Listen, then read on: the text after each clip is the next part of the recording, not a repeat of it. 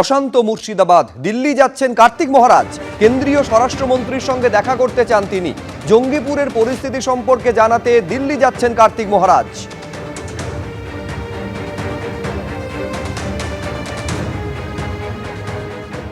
চিন্তা ভাবনা করছি, দেখা যাচ্ছে চিঠিতে পাঠিয়েছি, চিঠি পাঠাচ্ছি।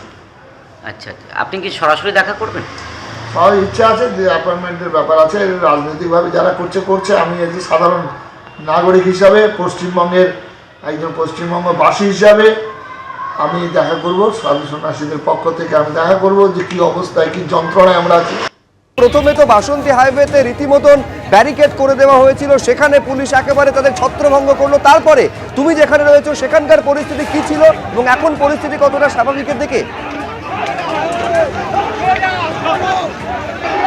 দেখো, যে পরিস্থিতি সকাল 10টা থেকে সৃষ্টি হয়েছিল সেই পরিস্থিতির খানিকটা উন্নতি হলেও সম্পূর্ণ বাসন্তী হাইওয়ে যে মুক্ত হয়ে গিয়েছে, বাসন্তী হাইওয়ে যান চলাচল যে স্বাভাবিক হয়েছে তা কিন্তু নয়। ক্যামেরা পার্সন দীপ্তেন্দু তোমাকে দেখাচ্ছে সেই ছবিটা, তুমি দেখতে পাচ্ছ সারিবদ্ধ অবস্থায় কিন্তু একের পর এক বাস দাঁড়িয়ে রয়েছে।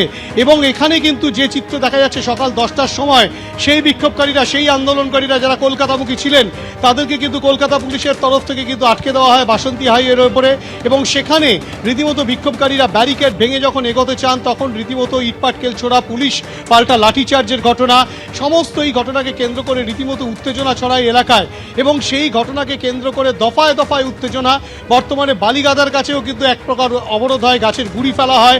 এবং ইতিমধ্যে তোমাকে যে চিত্র দেখাবো, তুমি বিস্তীর্ণ এলাকা জুড়ে যে বাসন্তী হাইওয়ে বালিগাদা থেকে শুরু করে ঘটকপুকুরের দিকে যাচ্ছে সেই রাস্তার একটা অংশ কিন্তু সম্পূর্ণ অবরুদ্ধ অবস্থায় রয়েছে। বহু সাধারণ যাত্রী, সাধারণ মানুষ তারা কিন্তু নাজেহাল হচ্ছেন। তারা কিভাবে তাদের গন্তব্যে পৌঁছবেন তারা বুঝে উঠতে পারছেন না, কেননা একাধিক সরকারি বাস, বেসরকারি বাস সেগুলো কিন্তু কার্যত ফাঁকা হয়ে গিয়েছে। দেখাবো যে প্রচুর মানুষ কিন্তু যাত্রীবাহী বোঝাই সব বাস, সেখান থেকে কিন্তু যাত্রী নেমে তারা কিন্তু রীতিমতো ঠিক এভাবেই পায়ে হেঁটে গন্তব্যে পৌঁছানোর চেষ্টা চালাচ্ছেন। কিলোমিটারের পর কিলোমিটার তারা হেঁটে যাচ্ছে। এইটা প্রশ্ন যে বালিগাদায় গাছের গুঁড়ি ফেলা হলো, সেই গাছের গুঁড়ি সরিয়ে দেওয়া হলো, তারপরও দেখতে পাচ্ছি যে দীর্ঘ লাইন, একের পর এক ট্রাক থেকে শুরু করে বাস দাঁড়িয়ে রয়েছে। 4 ঘন্টার উপরে হতে চললো, গাড়ির চাকা গড়াচ্ছে না কেন? একেবারে শুধু 4 ঘন্টা মূল যে অবরোধ, সেই অবরোধ চলছিল সকাল 10টা নাগাদ। যে অবরোধ তৈরি হয়েছিল পরবর্তী ক্ষেত্রে পাগলারহাট মাঠের কাছে, সেখানে অবস্থান হয়, সেখানে রীতিমতো পুলিশের সঙ্গে বাগবিতণ্ডা এবং পরবর্তী ক্ষেত্রে জয়েন্ট সিভিক ক্রাইম বিশাল ফোর্স নিয়ে আসার পর তাদেরকে সেখান থেকে সরিয়ে দেন। সরিয়ে দেওয়ার পর যখন ট্রাফিক মুভমেন্ট বেশ খানিকটা স্বাভাবিক ছন্দে ফিরছে, তারই মাঝে আচমকাই কিন্তু আবারও বালিগাদার কাছে সেখানে কিন্তু আবারও অবরোধ হয়।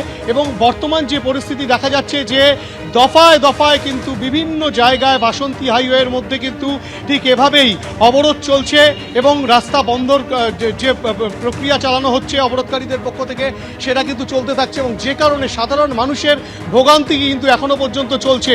একের পর এক বাস দাঁড়িয়ে রয়েছে। কতক্ষণের মধ্যে এই পরিস্থিতি স্বাভাবিক হবে সেটা এখনো পর্যন্ত স্পষ্ট নয়।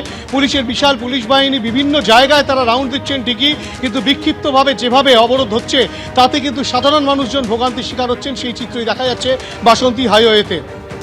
একেবারে সরাসরি হিন্দলতে আমাদের প্রতিনিধি ছবি তুলে ধরছে যে গাছের গুঁড়িকে সরিয়ে দেওয়া হয়েছে, কিন্তু এখনো পর্যন্ত রাস্তা পুরোপুরি অবরোধ মুক্ত হয়নি, যে কারণে দীর্ঘ লাইন এখনো গাড়ির দেখা যাচ্ছে। অর্থাৎ 4 ঘন্টারও বেশি সময় ধরে বাসন্তী হাইওয়ে কার্যত অবরুদ্ধ হয়ে রয়েছে।